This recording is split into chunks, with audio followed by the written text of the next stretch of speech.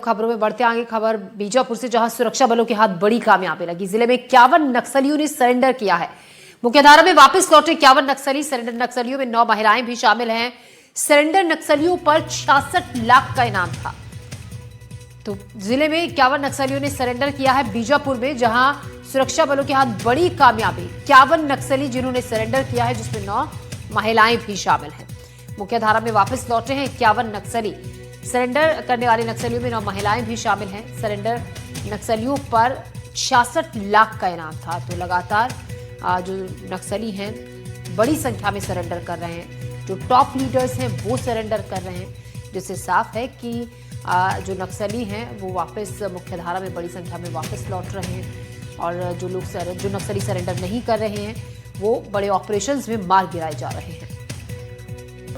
एक अच्छी खबर है कि 51 माओवादी हैं वो पुनर्वास की तरफ आज लौट रहे हैं, जिस पर से PLJ बटालियन नंबर 1 और कंपनी नंबर 1, 2, 5 के 5 सदस्य हैं। ACM स्तर के 1 प्लाटून एवं एरिया कमेटी सदस्य 7 हैं, LOA सदस्य 3 हैं। इस प्रकार कुल 51 नक्सल मेंबर्स हैं, जिस पर टोटल 66 लाख का इनाम था, जो आज यहाँ पुनर्वास के लिए आए हैं।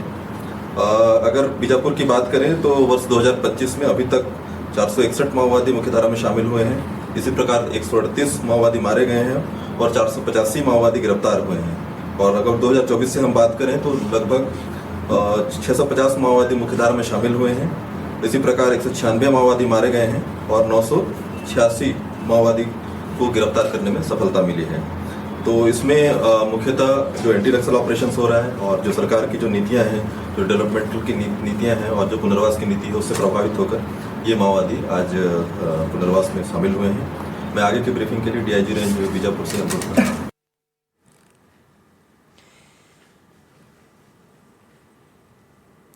गरियाबंद में नक्सल प्रभावित इलाके में पहुंची SP। 10 महीने में इलाके में 16 नक्सली मारे गए। SP निखिल राखेचा ने ग्रामीणों से मुलाकात की।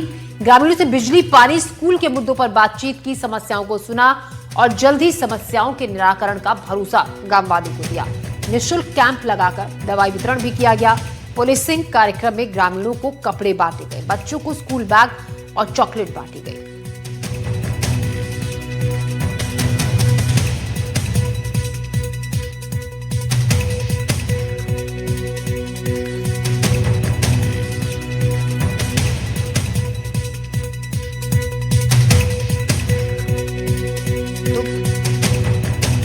गरियाबंद में नक्सल प्रभावित इलाके में पहुंचे SP।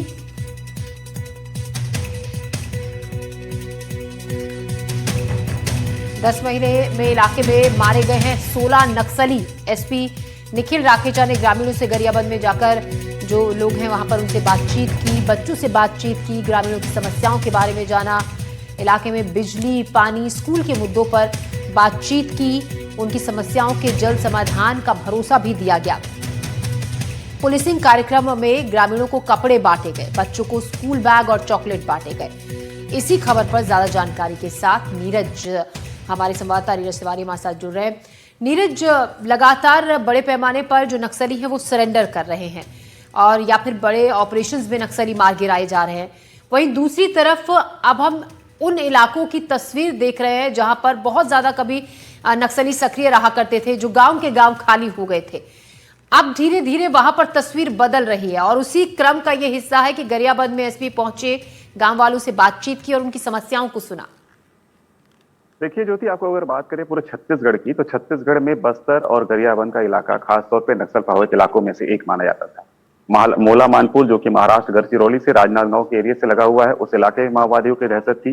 बीते कुछ सालों की बात करें तो लगातार जिस तरह से अभियान चल रहे हैं उसमें लगातार सफलताएं मिलती जा रही हैं और सरकार की नीति का फायदा भी लगातार मिल रहा है। यही वजह है कि बड़ी संख्या में माओवादी अब जो है पुनर्वास नीति का फायदा उठाने के लिए, आत्मसमर्पण करने के लिए पहुंच रहे हैं। गरियाबंद की बात करें तो गरियाबंद में बीते कुछ महीनों में जो बड़े ऑपरेशन लॉन्च किए गए, जिसमें बड़े संख्या में माओवादी मारे गए हैं, जिसमें टॉप लीडर भी शामिल है। उसी तरह बस्तर की बात करें तो बस्तर के इलाके में भी इसी तरह के अभियान में सफलताएं मिलती नजर आ रही है। छोटे और बड़े कैडर के माओवादी लगातार मुठभेड़ में मारे जा रहे हैं। जिसका परिणाम ये रहा कि अब माओवादियों में इतनी दहशत है जवानों के नाम से कि अब माओवादी मुख्य धारा से जोड़ने के लिए पहुंचने लगे हैं, साथ साथ सरकार की नीति का फायदा उठाना चाहते हैं और शांति की राह पर चलने के लिए वो अग्रसर हो गए हैं। यही वजह है कि बड़ी संख्या में माओवादी जंगलों से निकल रहे हैं। बीते कुछ दिनों में हमने देखा कि जगदलपुर में जिस तरह से 200 से अधिक माओवादियों ने आत्मसमर्पण किया, उत्तर बस्तर के इलाके में 21 माओवादियों ने आत्मसमर्पण किया, बीजापुर के इलाकों में हाल में कल हमने देखा कि 51 माओवादियों ने समर्पण किया। तो लगातार जिस तरह से समर्पण नीति का जो फायदा उठाने के लिए माओवादी निकल रहे हैं और जंगल से निकलकर अब मुख्य धारा के रास्ते पर आ रहे हैं, शांति की राह पर आ रहे हैं, हथियार छोड़ रहे हैं, हथियार लेकर आ रहे हैं। अमूमन ये देखा जाता था कि जो माओवादी कभी आत्मसमर्पण करते थे तो अपने साथ हथियार लेकर नहीं आते थे, हथियार वहीं पर छोड़ दिया करते थे। उन्हें डर था कि कहीं अगर वो आत्मसमर्पण करने निकलेंगे तो नक्सली उन्हें मार ना दे। लेकिन अब एक दो नहीं बल्कि 10, 12, 100 की संख्या में नक्सली निकल रहे हैं। इससे आप साफ समझ सकते हैं कि किस तरह से नक्सली जो है अब शांति की राह अपना रहे हैं, क्योंकि बंदूक से जो लड़ाई लड़ी जा सकती थी वो लड़ाई अब नहीं लड़ी जा सकती है। अब शांति ही एक ऐसा माध्यम है जो अब संविधान के संवैधानिक तौर पर जो जिस हक की बात नक्सली किया करते थे वो हक की बात अब उन आदिवासियों के हित की बात अब वो खुले मन से कह सकते हैं। सरकार यही कह रही है कि शांति की राह पर आइए, अगर आपको नक्सलवाद हिंसा छोड़नी है तो शांति की राह अपनानी बेहद आवश्यक है। उसका ही फायदा है, परिणाम है कि बड़ी संख्या में कैडर निकल रहे हैं। उत्तर बस्तर की बात करें तो उत्तर बस्तर में देखा कि हमने किस तरह से रविवार के दिन 21 माओवादी निकले थे, जिसमें लगभग 85 लाख रुपए के वो माओवादी थे, 21 माओवादी, और वो अपने साथ AK-47 सहित SLR व अन्य हथियार लेकर निकले थे। तो उत्तर बस्तर के इलाके में भी ये स्थिति है कि अब उत्तर बस्तर के इलाके से माओवाद धीरे धीरे समाप्ति की ओर है। उत्तर बस्तर में बेहद गिनती के ही अब माओवादी बचे होंगे, ये हम कह सकते हैं। लेकिन सूत्र ये कहते हैं कि आने वाले कुछ दिनों के अंदर और कुछ माओवादी हैं जो इस इलाके से निकलकर मुख्य धारा की राह पर, शांति की राह पर आत्मसमर्पण करने के लिए पहुंचेंगे। इससे उत्तर बस्तर का इलाका हालांकि बहुत शांत हो जाएगा, क्योंकि एक समय ऐसा था कि उत्तर बस्तर के इलाके में, जो कि बहुत तीन इलाके हैं, नदी नाले वाले इलाके हैं, उस इलाके में जब पुलिस की फोर्स, पुलिस के जवान नहीं पहुंच पाते थे तो उस इलाके में माओवादी अपना दहशत फैलाते थे। दहशत के नाम पर लोगों की हत्या करना, लोगों को डराना धमकाना, उनसे लेवी वसूली के आरोप भी नक्सलियों पर लगते नजर आए हैं। लेकिन अब उस इलाके में शांति दौड़ रही है। जैसे आपने शांति की बात की, गरियाबंद की बात की, गरियाबंद में जिस तरह से नक्सल हिंसा की जो खबरें निकलकर सामने आती थी, उस इलाके में अब पुलिस अधीक्षक पहुंचे, उस इलाके में शांति की खबर निकलकर सामने आई है। तो उत्तर बस्तर का एक ऐसा गांव है माहला, जिसकी खबर भी हमने ग्राउंड रिपोर्ट के माध्यम से पहले दिखाई थी कि वो पूरा का पूरा गांव वर्ष 2008 से 10 के बीच में खाली हो गया था। वहां पर माओवादियों की इतनी दहशत थी कि वहां पर 2 से 3 लोगों की हत्या के बाद ग्रामीण जो थे वो अब रातों रात अपने पूरे गांव को खाली कर पखांजूर चले गए थे। दहशत में वो अपने परिवार को साथ लेकर निकल गए, अपना घर छोड़ दिया, अपनी जमीन छोड़ दी, अपने बच्चों की पढ़ाई भी छोड़ दी थी। लेकिन अब उस इलाके में फोर्स की तैनाती हुई, कैंप की स्थापना हुई, उसके बाद उस इलाके में शांति स्थापित होना शुरू हुआ। माओवाद वहां से पीछे नजर आया। वहां पर जो स्कूल बंद पड़ा था उसे पुलिस ने चालू करवाया, उसे पुनर्निर्माण कर उसमें स्कूली बच्चों को प्रवेश दिलाया और वहां पर फिर से बच्चे पहुंचे, वहां गांव वाले पहुंचे और अब उस इलाके में इतनी शांति है कि हाल के दिनों में वहां पर गृह मंत्री पहुंचे थे। उन्होंने वहां पर लोगों से बात की, चर्चा की और चर्चा करने के बाद जो है उन्होंने यही कहा कि इस इलाके में बेहद शांति है। वहां के ग्रामीण भी काफी खुश नजर आए। ज्योति जी, बहुत शुक्रिया नीरज आपका जानकारी के लिए। हमारे सहयोगी नीरज जिस तरीके से जानकारी दे रहे हैं कि क्या कितनी तस्वीर बदली है और अब क्या वहां पर लोगों का वापस लौटने का रुख भी शुरू हो चुका है। लोग वापस लौटना शुरू हो गए हैं जो गांव के गांव कभी खाली हो गए थे। खबरों में बढ़ते आगे, गरियाबंद में नक्सल प्रभावित इलाके में एसपी पहुंचे। 10 महीने से इलाके में मारे गए 16 नक्सली। एसपी निखिल राखेचा ने ऐसे में ग्रामीणों से मुलाकात की, बिजली पानी के मुद्दों पर बातचीत की। 27 अक्टूबर को कांकेर में 21 नक्सलियों ने सरेंडर किया था। आपको बता दें 15 अक्टूबर सुकमा में 27 नक्सलियों ने सरेंडर किया था। 2 अक्टूबर को बीजापुर में 103 नक्सलियों ने सरेंडर किया। 71 नक्सलियों ने 24 सितंबर को दंतेवाड़ा में सरेंडर किया। 50 नक्सलियों ने 30 मार्च को बीजापुर में सरेंडर किया। 22 नक्सलियों ने 23 मार्च को बीजापुर में सरेंडर किया।